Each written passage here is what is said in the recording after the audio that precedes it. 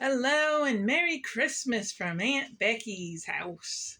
You can see my lovely tree behind me, and you know what story we got to share this time. 'Twas the night before Christmas, and this one is a story time book from Kmart, 33 cents back in the day. Considering this town doesn't even have Kmart anymore, some of you may not know that store. That was the Walmart before Walmart. And they used to have one up in the mall. What's a mall, you say? Well, it used to be a building with a bunch of stores, and they had back doors, but you had a main entrance, and you went in, and you could visit the different stores inside. So, anyway, 'Twas the Night Before Christmas by Clement C. Moore. Here's Santa Claus. 'Twas the night before Christmas when all through the house not a creature was stirring, not even a mouse. This house has snow. The stockings were hung by the chimney with care in hopes that St. Nicholas soon would be there. There's a little boy hanging up his stocking, and he's got a plate of cookies with some milk there for Santa. The children were nestled all snug in their beds, while visions of sugar plums danced in their heads. I don't know what sugar plums are, but these kids are dreaming of candy. And Mama in her kerchief and I in my cap had just settled our brains for a long winter's nap.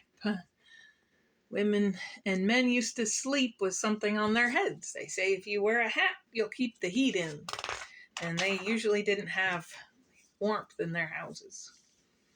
When out on the lawn there arose such a clatter, I sprang from my bed to see what was the matter. Away to the window I flew like a flash, tore open the shutters, and threw up the sash. The moon on the breast of the new-fallen snow gave the luster of midday to objects below, when, what to my wondering eyes did appear but a miniature sleigh and 8 tiny reindeer. So the guy's hanging out the window. See how bright the moon makes on the snow, makes everything like daylight. That's what it's talking about. With a little old driver so lively and quick, I knew in a moment it must be St. Nick. More rapid than eagles his coursers they came, and he whistled and shouted and called them by name. Now Dasher, now Dancer, now Prancer and Vixen, on Comet, on Cupid, on Donder and Blitzen. To the top of the porch, to the top of the wall, now dash away, dash away, dash away, all. He hasn't got Rudolph in this story. Rudolph hadn't come along yet. As dry leaves that before the wild hurricane fly, when they meet with an obstacle, mount to the sky. So up to the housetop, the coursers they flew with a sleigh full of toys, and St. Nicholas too. That guy's still peeking out his window. And here comes Santa Claus. All right, now they call him St. Nick. And then in a twinkling I heard on the roof the prancing and pawing of each little hoof.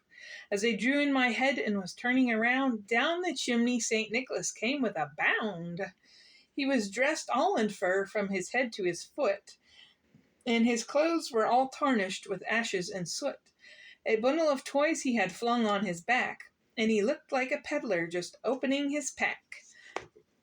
Well, for somebody that keeps coming down chimneys, you don't really expect his clothes to stay clean, do you? His eyes, how they twinkled, his dimples, how merry.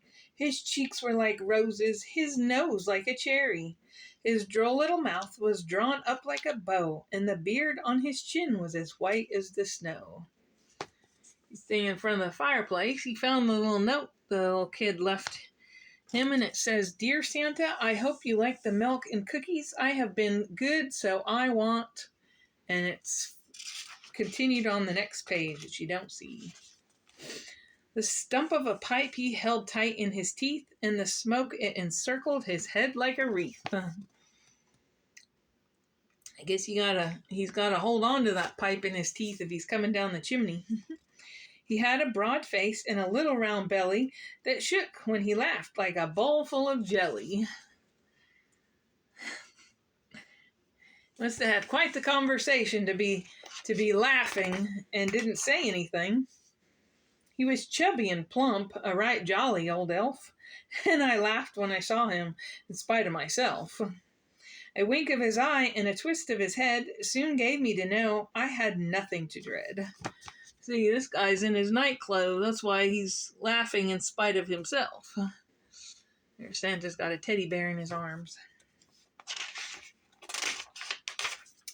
He spoke not a word, but went straight to his work, and filled all the stockings, then turned with a jerk, and laying his finger aside of his nose, and giving a nod up the chimney he rose.